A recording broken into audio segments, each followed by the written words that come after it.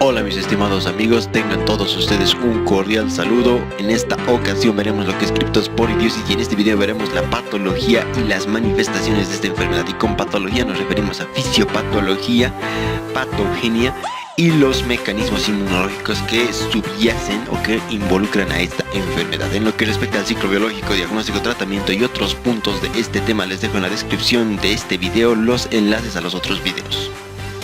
Prosigamos. En lo que respecta a la patogenia, o sea, cómo el parásito origina alteración en el cuerpo, y la fisiopatología, o sea, los procesos en respuesta a la patogenia, en esta mitad describiremos la patogenia y en esta mitad la fisiopatología. Primero, la patogenia es dependiente de la carga parasitaria, o sea, del número de parásitos en el hospedador. A mayor cantidad de parásitos, mayor es el grado de alteraciones, consecuencias y por lo tanto severidad de la enfermedad.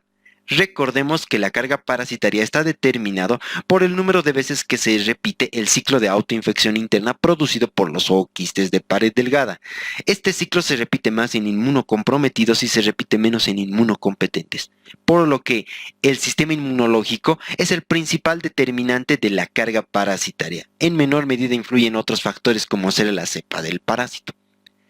El primer mecanismo por el cual el parásito produce alteraciones proinflamatorias significa que estimula la inflamación en el sitio donde se aloja. Recordemos que el parásito se aloja principalmente en ilion y colon proximal, sin embargo puede parasitar todo el tubo gastrointestinal así como las vías respiratorias. Bien, entonces lo que se produce en el sitio donde el parásito se aloja es una inflamación producto del sistema inmune innato que reconoce al parásito y por ende se produce una diarrea inflamatoria, o sea, una diarrea mixta, tanto secretoria porque las citocinas de la inflamación estimulan la secreción de electrolitos y agua en los enterocitos, como osmótica, dado que el intestino inflamado no puede absorber adecuadamente nutrientes y por lo tanto estos nutrientes no absorbidos jalan agua por ósmosis, además de que el intestino inflamado tiene un peristaltismo elevado en respuesta a las citocinas y por ende el intestino con peristaltismo elevado no puede absorber nutrientes y estos nutrientes también jalan agua por ósmosis, así que la diarrea es mixta, es inflamatoria.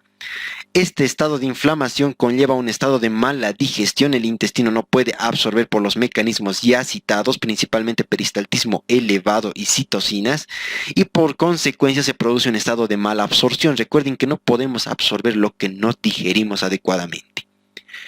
El segundo mecanismo por el cual el parásito produce alteraciones citolíticas significa que destruye las células parasitadas, bien, destruye las células del hospedador.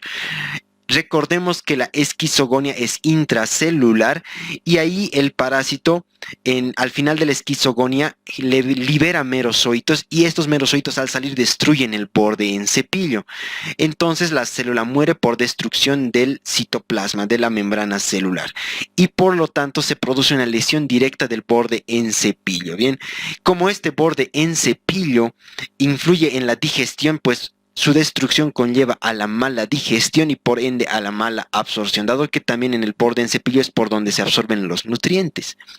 Por último, tenemos un mecanismo que es proapoptótico, significa que las células no parasitadas entran en apoptosis. No se sabe el mecanismo por el cual esto ocurre. Probablemente se deba a alguna toxina, pero también se postula que podría deberse a la alta cantidad de citocinas producto de la inflamación, sumado al hecho de que los enterocitos sanos, cuando están al lado de un enterocito que ha muerto por el mecanismo citolítico, pierden las uniones con estos enterocitos muertos y esta falta de uniones probablemente estimule a la apoptosis, ¿no? Recordemos que hay uniones como ser la zona occludens y demás. Por último, la infección se autolimita producto del sistema inmunológico en inmunocompetente. Sin embargo, si es que la infección se cronificara por un estado inmunológico débil, pasamos a un estado de inflamación crónica y la presencia de citocinas de forma crónica contribuye a la mala digestión por los mecanismos ya citados. En lo que respecta a la inmunología, el parásito estimula al sistema inmune innato y se produce una respuesta dependiente de factor de necrosis tumoral alfa, interleucina 8 y los Toll-like receptor tipo 2 y 4. De estos elementos, el más importante es el factor de necrosis tumoral alfa. Mientras más se produzca de este factor, mayor es el grado de capacidad del sistema inmune para reducir la carga parasitaria. Es más, si se produce una poca cantidad de factor de necrosis tumoral alfa, la respuesta inmune adaptativa es ineficiente, ¿bien? Entonces, este es el más importante de la respuesta inmune innata. Cuando se produce una respuesta inmune adaptativa, esta es dependiente de la inmunidad celular más que de la inmunidad humoral. Y producto del estímulo de la inmunidad celular se produce un aumento de citocinas de la vía TH1 y por lo tanto la principal citocina en respuesta a este parásito es el interferón gamma. Bien, esta es la que determina también el número de carga parasitaria. Mientras más interferón gamma, menos parásitos y menos gravedad de la enfermedad. Entre otros puntos, el calostro se ha visto que genera una protección. Los lactantes que están lactando calostro no producen infección, no se puede producir infección producto de la inmunoglobulina A. Y la misma inmunoglobulina A genera un efecto protector parcial cuando se consume leche materna, así que con el calostro no hay infección y con el consumo de la leche materna sí puede haber infección, pero esta es mucho más leve y atenuada producto de la inmunoglobulina A. Por otra parte, ni la edad del paciente ni el estado inmunológico afectan la susceptibilidad a la primera infección, ¿bien? O sea, la primera vez que te topas con Cryptosporidium sí o sí hay infección, no importa qué tan buen sistema inmunológico tengas. Ahora, las consecuencias, o sea, el grado de gravedad, de severidad de la enfermedad, sí pueden ser influenciados por el sistema inmunológico y la edad. Recuerden que a menor edad es más grave la enfermedad, producto de que el paciente tiene un sistema inmune más inmaduro y que no ha tenido contactos previos con el parásito. Ya en subsecuentes infecciones, la infección se autolimita más si ha habido una infección previa y también se autolimita más en caso de que la carga parasitaria sea menor. Por último, el parásito genera un efecto modulador del sistema inmunológico, estimulando la vía TH1. Hemos dicho que estimula la inmunidad celular y por ende las citocinas de la vía TH2 disminuyen.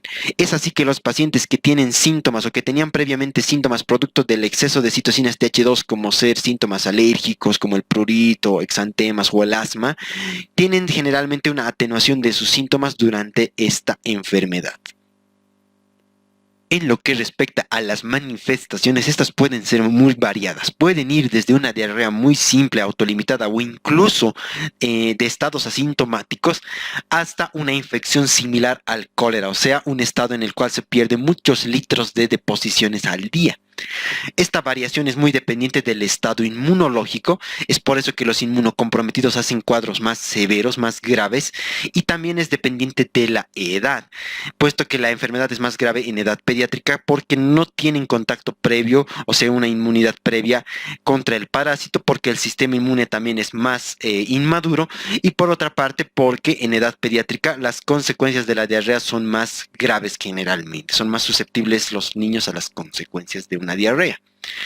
Por otra parte, en pacientes inmunocompetentes y también en inmunocomprometidos son posibles los síntomas intestinales y respiratorios. Antes se creía que los síntomas respiratorios solo habían en inmunocomprometidos, ahora se ha visto que también hay en inmunocompetentes y esto es normal. Bien. Otras formas extraintestinales fuera de la respiratoria, como ser gástrica y biliar y otras, no son frecuentes, son solo frecuentes en inmunocomprometidos. Cada paciente que tiene criptosporidiosis, aproximadamente el 30% está en una forma asintomática, o sea, no va a tener síntomas, o sea, 1 de cada 3 es asintomático, y el restante 2, el 70%, tiene síntomas. Bien, de estos pacientes que tienen síntomas, aproximadamente 7 a 22 van a requerir hospitalización, o sea, que es una enfermedad que tiene una gran morbilidad y mortalidad, ¿no? En caso de haber síntomas durante la fase aguda, tras un periodo de 1 a 2 días de la infección, se produce un síndrome de gastroenteritis no invasiva, por lo que no hay sangre en las deposiciones. Se producen deposiciones diarreicas de tipo acuosas porque hay un mecanismo secretor y mucosas porque por el estado proinflamatorio se segrega más moco y polimorfonucleares. La cantidad varía mucho de inmunocomprometidos a inmunocompetentes. Bien, los inmunocomprometidos inmunocompetentes producen más o menos 3, 4, 5 episodios de diarrea al día, en tanto los inmunocomprometidos van hasta 20 episodios al día, bien, y la cantidad de líquido varía mucho. En inmunocomprometidos esto puede llegar a 10, 20 litros al día, con un promedio de 8. En cambio, en inmunocompetentes es bastante bajo, de 1 a 3 litros. Entonces tenemos la típica diarrea y, como en toda gastroenteritis, los síntomas asociados. Tenemos náuseas y vómitos, principalmente por el compromiso del ilion. Hay distensión abdominal porque los nutrientes no se digieren y pasan al intestino grueso, donde las bacterias producen gas, y por consecuente distensión abdominal y meteorismo. Hay anorexia por las citocinas y puede haber dolor abdominal por el estado de inflamación. Sin embargo, el dolor abdominal es el síntoma menos frecuente, o el que tiene menor importancia, o está en menor intensidad. Si es que hubiese dolor abdominal, es generalmente postprandial y generalmente se ubica en mesogastrio, aunque puede ser también difuso. Pueden haber síntomas sistémicos como una fiebre de bajo grado, pero generalmente está ausente la fiebre. Y en caso de haber otros síntomas sistémicos como ser artralgias o mialgias, estos son más frecuentes en las infecciones por Cryptosporidium hominis. Las infecciones por Cryptosporidium parvum generalmente no hacen síntomas sistémicos. La duración de este cuadro clínico es de aproximadamente 2 semanas en el adulto y 3 semanas en niños. Bien, y recuerden, también pueden haber síntomas extraintestinales como ser la tos, la sibilancia, o sea, respiratorios, producto de que el parásito ingresa por vía nasal y mecanismo inhalatorio y infecta también vías respiratorias, y eso incluso en inmunocompetentes. Ahora, la diarrea se considera crónica cuando pasa de 14 días. Bien, recordemos que los niños tienen un promedio de duración de 3 semanas, así que una gran cantidad de niños pasan a la forma crónica, además de los inmunocomprometidos. Es así que el 45% de los pacientes que tienen síntomas pasan a una forma crónica, y hay dos posibilidades: la forma persistente y la forma intermitente.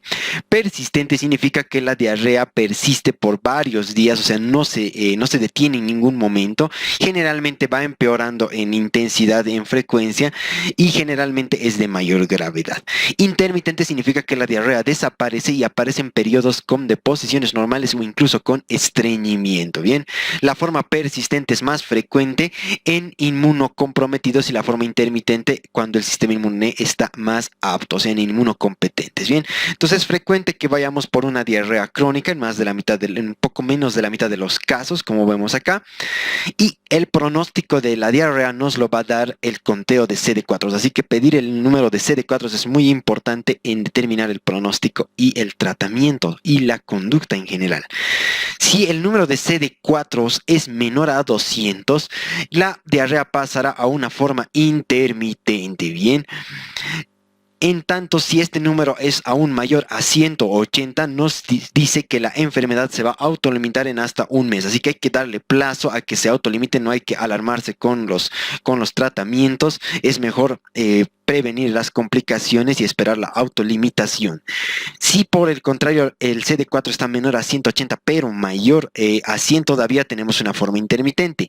Si el CD4 cae por debajo de 100, pasamos a una forma persistente, y por lo tanto esto sí es alerta. Debemos iniciar un tratamiento lo antes posible, antes de que el paciente pase a complicarse. Recuerden, las complicaciones están en las formas persistentes.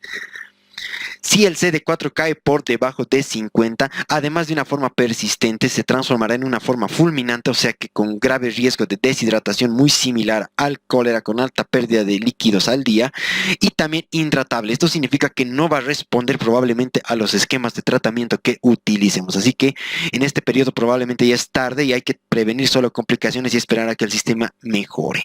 Bien, también con un CD4 menor a 50 aparecen síntomas extraintestinales. Bien, y entre los síntomas extraintestinales de inmunocomprometidos tenemos la gastritis. Recuerden que el parásito parasita todo el tubo digestivo.